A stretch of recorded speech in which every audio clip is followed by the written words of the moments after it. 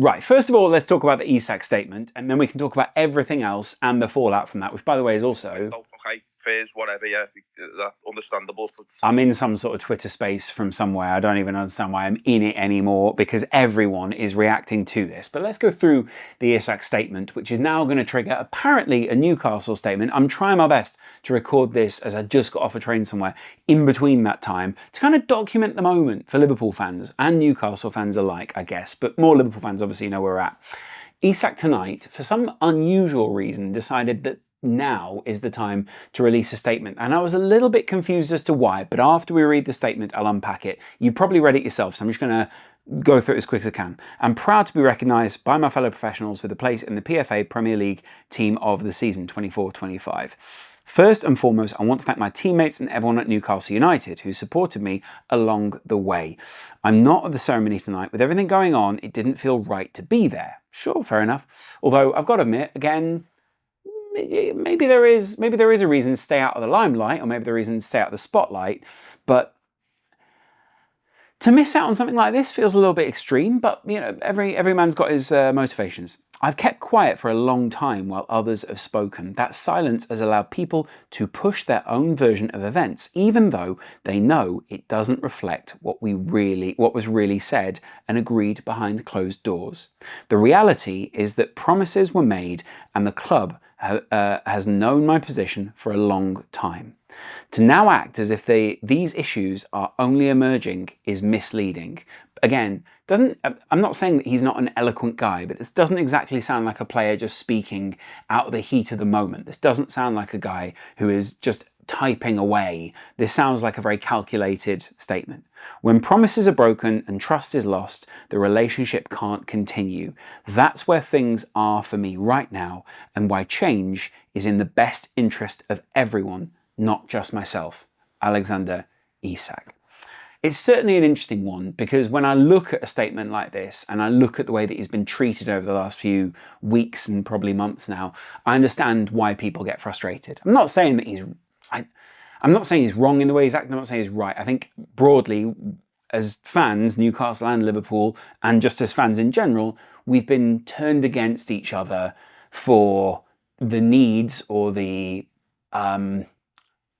play of the rich guys here. And actually, we're probably on roughly the same side. If you were to meet a Newcastle fan at a wedding, if you were to meet a Liverpool fan at a birthday party, you'd probably get on pretty well, and you probably agree by the end of the night on most of the things that are said. So I'm not going to act as if Newcastle are one side and Liverpool are the other. And I think anyone who's kind of trying to muddy those waters or talk about normal match-going Newcastle fans in a certain way, probably distasteful. And the same about Liverpool, and in particular today I saw the statement about Jota from True Geordie, and obviously as someone who's been close with him in the past, I understand Brian's motivation, but I can't endorse that. At the same time, I also think a lot of people have taken that and run with it and tried to make it into a statement which maybe is more calculated than I think a lot of people think. And I think, if I'm being completely honest, and having worked with him for years, it's probably just him doing thoughts as he goes and not trying to draw what most people would call vicious lines, even if he is angry in the moment or he is frustrated with whatever the outcome is right now. I think a lot of the people going in on him are trying to draw lines where I'm not sure there are solid lines. They're probably all more pencil marks or just a sketch. But that's probably a whole other video. That's probably something for a more private space. And frankly, like commenting on people that I used to work closely with is probably not a smart idea, just, given that. All of this is to say, I understand why people might read the situation differently and therefore see other people as misreading it, or even see me as misreading it. So I'm going to give you my interpretation of this. This, to me, the Isak statement, reads like a player who is frustrated with the situation that he finds himself in at the football club that he's currently at, and also a player who is sick of waiting for a club that he originally had faith in, as he kind of puts here, and then doesn't have faith in, are now kind of cycling back, should we say. Newcastle have now put out that statement, literally as this video is being recorded. So should we just read through it live and see what our reactions are? Broadly, my idea is Isak is frustrated. Newcastle made him promises. They haven't fulfilled those promises. He sees now Newcastle as not being able to fulfill what he wants to do in his career. And as a very premium player, because I think very premium players or players who are at a premium probably get a bit of license to act a little bit differently in the way that people granted that for Trent or granted that for a couple of different people. We are now seeing Alexander Isak flexing a little bit of that and knowing that he has inherent value within the game, and that value will always sit with him and not with other people. And he's not just an asset to be traded. He's not just an asset to be traded. We're just doing a lot of the heavy lifting there. But whilst he is also someone who's under contract and probably has an obligation with that contract, even though going on strike or whatever you want to call it, handing in a transfer request that is further than going on strike, saying you're not going to play is legal, as far as I can tell. With Newcastle released what some people are now saying is a fairly piecemeal statement, but let's read it live and see what our reaction is. We're disappointed to have been alerted to a social media post by Alexander Isak this evening. It's not starting well, boys, when you have to be alerted to those kind of things. It seems to me as if you should already have a pretty good grasp on that. And actually, if we're talking about a way back, this doesn't seem like you would have that if you have that good relationship with the player. We are clear in response that Alex remains under contract and that no commitment has ever been made by a club official that Alex can leave Newcastle United this summer.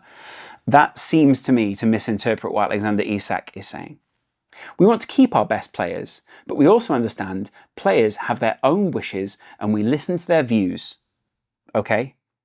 As explained to Alex and his representatives, we must always take into consideration the best interests of Newcastle, the team and our supporters in all decisions. And we have been clear that the conditions of a sale this summer have not transpired.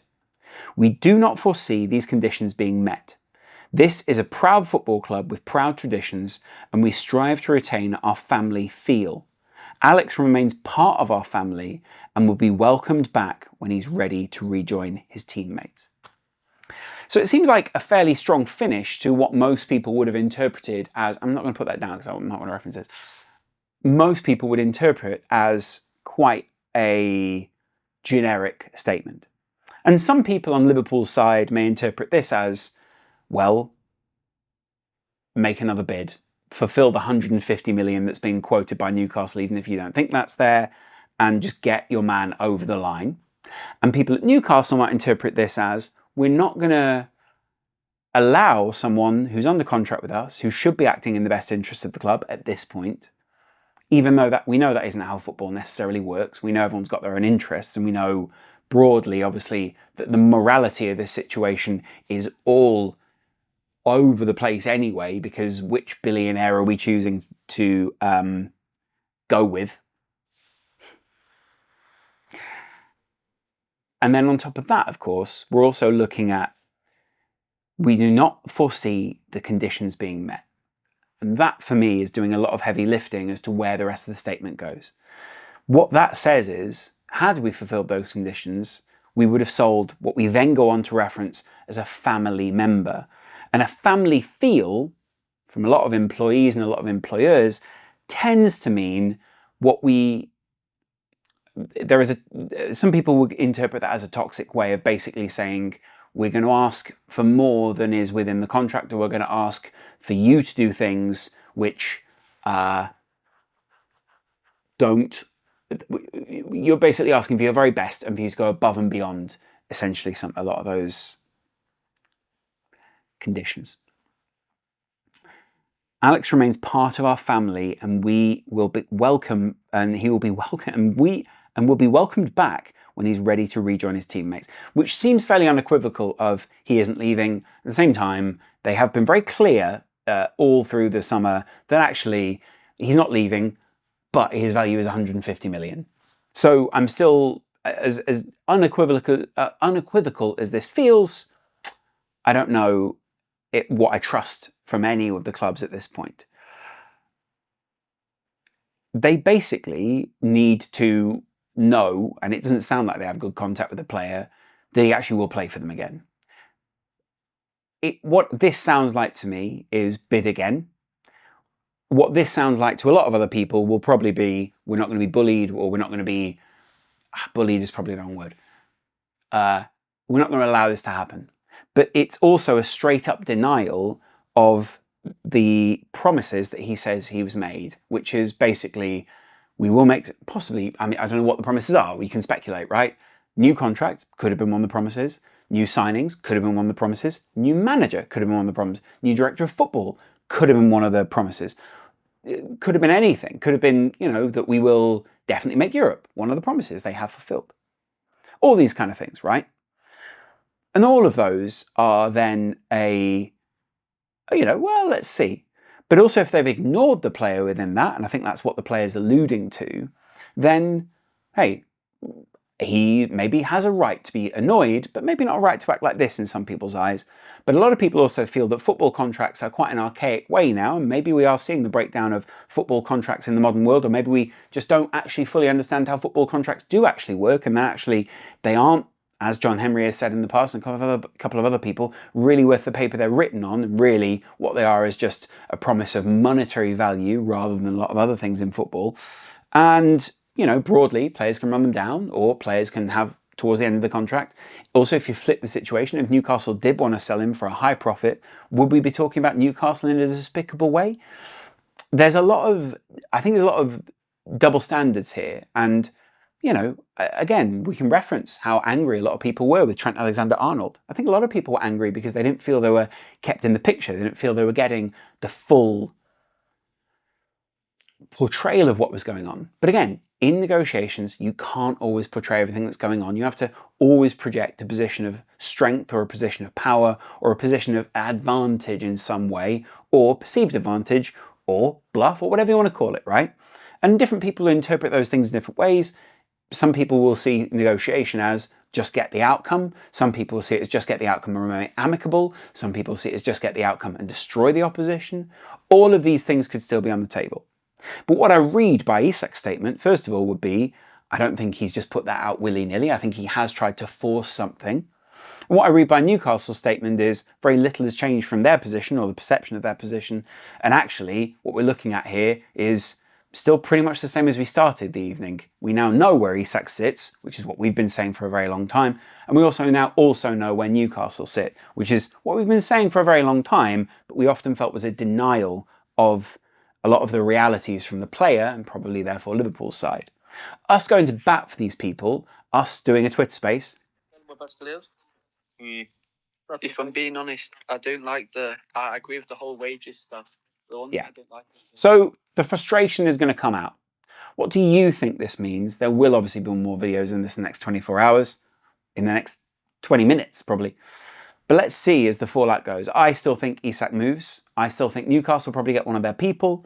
And I still think that Liverpool are probably in a position where they still think they're going to get their guy. Otherwise, they wouldn't have greenlit probably, although maybe some people consider that tapping up, a statement from someone like Isak like this. So yeah, I appreciate you guys looking in. Obviously, there's Patreon down there, there is a membership, and of course, there are Discords. Discord's absolutely free, and there is also a Super Chat. Go and take a look at all of those. Let me know what you think in the comments below. I still think Isak has been portrayed in a certain way, and I think it's all got a bit much for him. Broadly, people aren't going to see this as a particularly strong position that Newcastle have taken. They're not going to see this as a show of strength. They're going to see this as, I think anyone who wants to interpret Newcastle as strong in this situation are going to take this as a show of strength. Other people will interpret this as again, kind of reiteration, but not necessarily taking a strong position on a player. But I think the big issue is at this point we probably have seen, obviously, Newcastle probably do fear, and I think most clubs fear overall. It didn't change the level of fear as to whether a player is going to hand in a transfer request, do any of these things. All of these things are always on the table to players. Whether one player does it or lots of other players do it, it is probably down to the overall group mentality that they have. But I think what we're looking at here is the public playing out of a player getting frustrated with where he's at, trying to force things, and rather than acknowledge the reality of what that player is trying to enforce, they've put out what is basically a reiteration of what they've said all summer.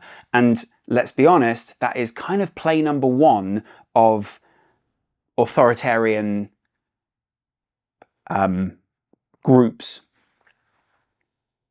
And also, people are obviously just in power. I'm not saying that Newcastle are an authoritarian group, but what it is most probably them not acknowledging the reality of what is going to happen, and honestly, probably the frustration that goes along with this from all sides in a transfer, that everyone just wants their value. For me, I'm kind of bored of talking about the positions that everyone is taking, those kind of things. I think it's now about the outcome. I said this is a zero-sum game. It's all about the outcome now. And the outcome for me is still an Isak transfer. The outcome for me is still a Newcastle transfer. And I don't still see how they can reintegrate him. Maybe they need to maintain that position, because that is part of what they need to be able to negotiate with. But at the same time, none of that adds up to him playing for the team again, for me. As much as maybe you want to deny it or whatever, I'm listening to a lot of these Twitter spaces, I'm reading a lot of these tweets. A lot of it seems very preoccupied with the content of the tweet, and that you will be right or that you'll predict it, rather than looking at the strategic outcome of where this is. And I guess my learning from being a Liverpool fan recently is the strategic outcome is very often what Hughes and Edwards favour over the optics of the situation. That might inform a lot of what is going on here, especially if we're talking about either side playing 4D chess. At this point, I find it very weird that we've got some journalists and people who cover this very closely grandstanding over temporary situations within transfers, and it's actually just quite weird. Cheers, mate. Have a good one. See you on the other side.